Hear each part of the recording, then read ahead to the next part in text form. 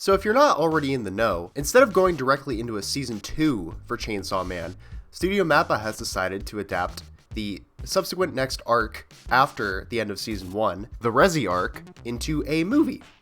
And this is something that I've grown to be very fond of, adapting shorter canon segments of a specific anime into a movie. Prime examples within the past several years being the Demon Slayer movie from 2020 and Jujutsu Kaisen 0 from 2022. So shonen movies have been a thing for a very long time, but typically in the past, those were mostly original concepts, original stories.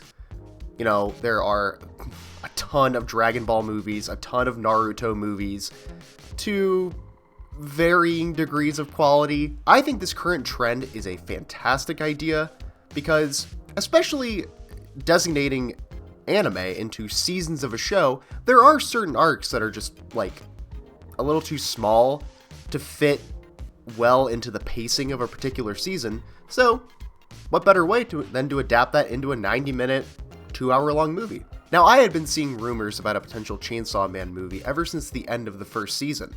Now, there was key art put out by Mappa themselves of characters going to the movies, which on the surface is, just fun promotional art. They do that all the time for every anime, but I think this one was a little bit of a hint, a little bit of a premonition of things to come. So, from a logistical standpoint, I think it makes a ton of sense for them to adapt the Resi arc into a movie. However, I think there are actual thematic reasons why it makes sense too. Now, I would like to preface everything I'm about to say subsequently in this video. Spoiler warning. Spoiler warning. So following the end of Season 1, there are 3 major arcs left in Part 1 of Chainsaw Man. And of course, I figured they would probably take some considerable break in between Part 1 and 2. There is a time skip, so I think it makes sense. I don't know, that's speculation.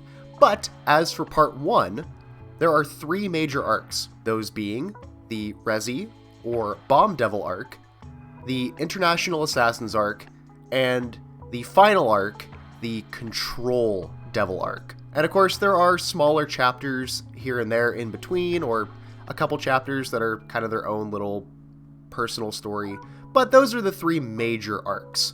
The Bomb Devil arc is considerably shorter than the following 2 arcs. So, again, like I said, I think it makes perfect sense to snugly fit that into a movie format as opposed to it being kind of weirdly fit into a longer season, especially compared to the much larger arcs that come after it. Plus, Chainsaw Man already has a pretty quick, chaotic pace anyway, so I think it would be a little too chaotic, a little too, possibly even confusing for the general viewer. Like they don't even get a chance to take a breath before they're just into another arc. On a thematic level, I think it also makes perfect sense, considering that this arc quite literally starts with Denji and Makima going on a date to go see a bunch of movies. This moment in the manga has considerable thematic significance throughout the rest of the part, even to where we're at today in the manga, So I think it would work pretty well as a sort of almost meta kind of thing. Now, of course, it is important to note this is actually a very recent development, but Ryu Nakayama, the director of Season 1, is no longer with Studio Mappa. So the direction that Mappa took for the Chainsaw Man anime adaptation was already by itself very cinematic. They opted for a more grounded, realistic presentation in the visuals, lighting, and color. One of my favorite examples of the very cinematic nature of Season 1 would have to be Aki's morning routine. These incredibly detailed, fly-on-the-wall sort of shots of him making coffee, making lunch, just cleaning the apartment. And it was scenes like this, of course, we could attribute to Ryu Nakayama, that really set the first season apart visually. So it's a shame that he won't be returning. I hope he moves on to do bigger and better things. I just hope that the cinematic feeling of the first season is retained, especially in, cinema. So not only was the direction of the anime adaptation itself very cinematic, but so is the source material itself. The author of Chainsaw Man, Tatsuki Fujimoto, already exhibits a ton of cinematic influence into his other manga, not just Chainsaw Man. A prime example for those of you with culture and taste being this bad boy right here, Goodbye Eri. So Goodbye Eri is already a story about the protagonist making a movie, but also the actual scene composition and the framing and the pace of the manga plays out like storyboards that you would make for a movie. The source material itself lends itself so well to being adapted into a movie. Plus, we can't forget the OP of the anime being literal references to other movies. It's safe to say Chainsaw Man is cinema. So, what are my actual hopes and predictions for the movie? Like how I had mentioned before with Aki's morning routine, I would just love to see a lot of original scenes. Mappa already did a lot of those. In Season 1, there were a lot of just original moments. I also love, in general, when anime does that. A particular one that I would really like to see would be the brawl between Aki and Power. So for those of you who have seen the teaser, probably the most notable thing about it would be a noticeable change in art style that is much more consistent with the manga. I know the actual art style itself, well, I had talked very highly, and most people talk incredibly highly about the actual framing, composition, color, the cinematic look of Season 1. But the actual, character models and character designs, I know were a little bit more divisive, considering that they are quite different. They're obviously the same conceptually to the manga, but they're very much an adapted, their own kind of look, very much in line with Mappa's other works, such as Jujutsu Kaisen, Vinland Saga, their version of Attack on Titan. I would actually be really happy to see if they keep it consistent with the look of the manga.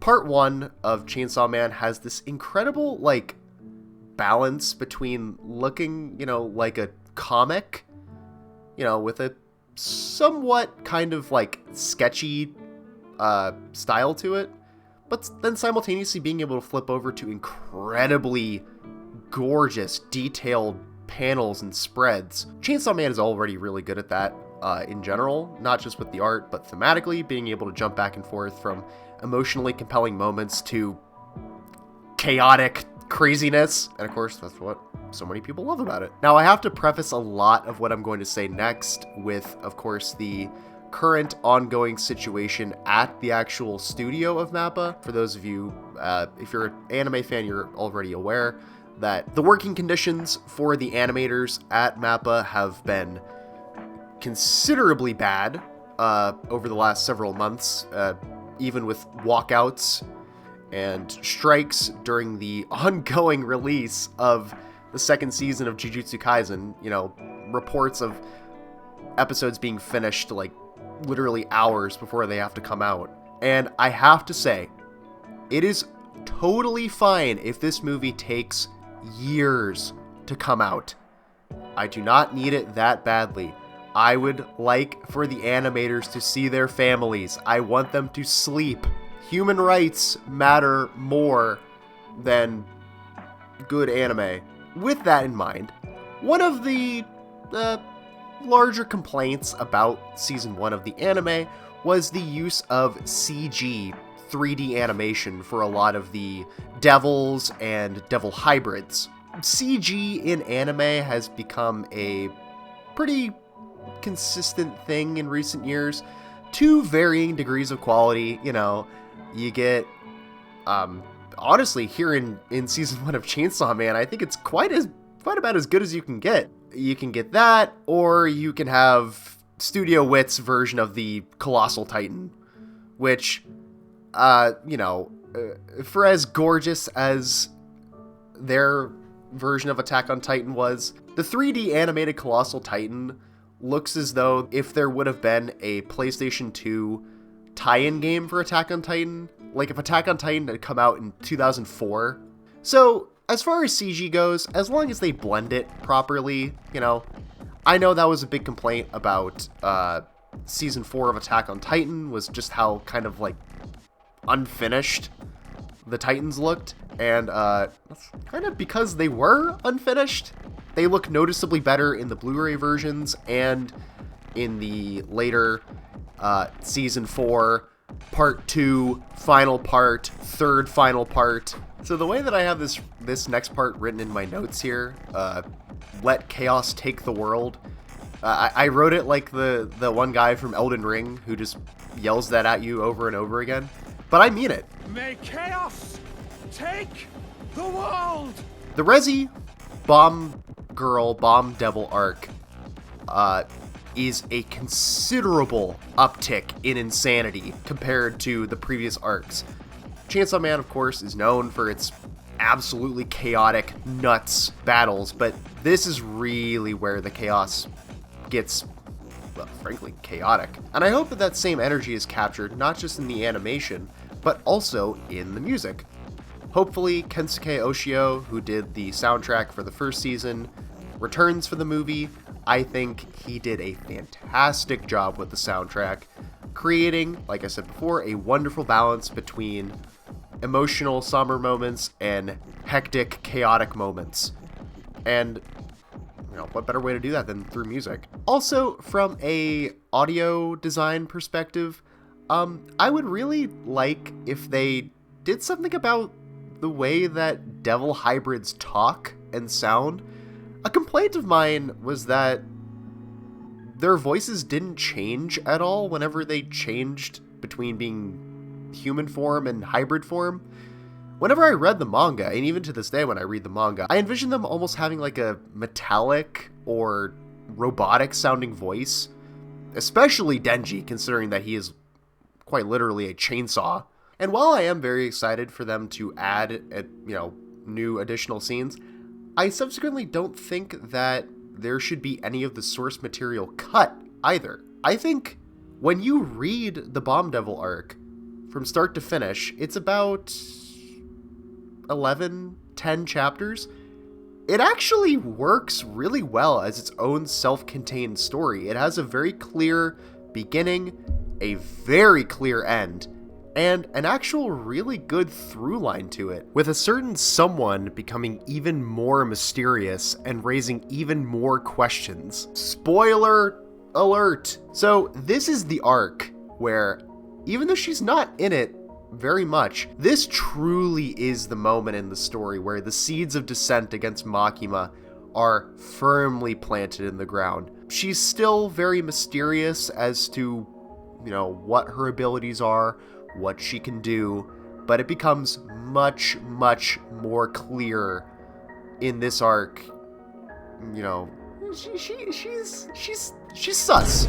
We'll put it at that. She's sus. She's a bit of imposter. Even though she's not in the arc that much, she is very intrinsic to the conflict of this arc, that being the internal conflict that Denji feels about whether or not he should romantically pursue Makima or Rezi. I think there's a lot of opportunity to do some really creative things to visually represent Denji's conflict about how he feels about Rezi and Makima, aside from the very obvious scene from the manga. I think there's a lot more potential. In terms of structure, this arc kind of has a sort of parallel action set up to it.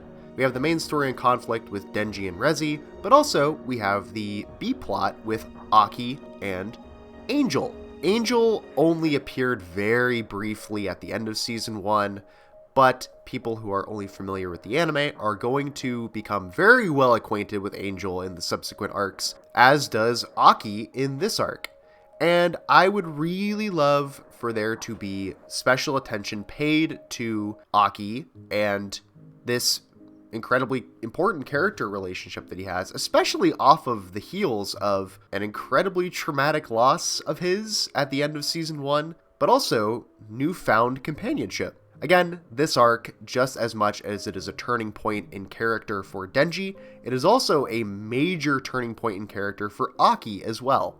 Season 1, they did him right, and I have no doubt here in the movie they will also treat him really well.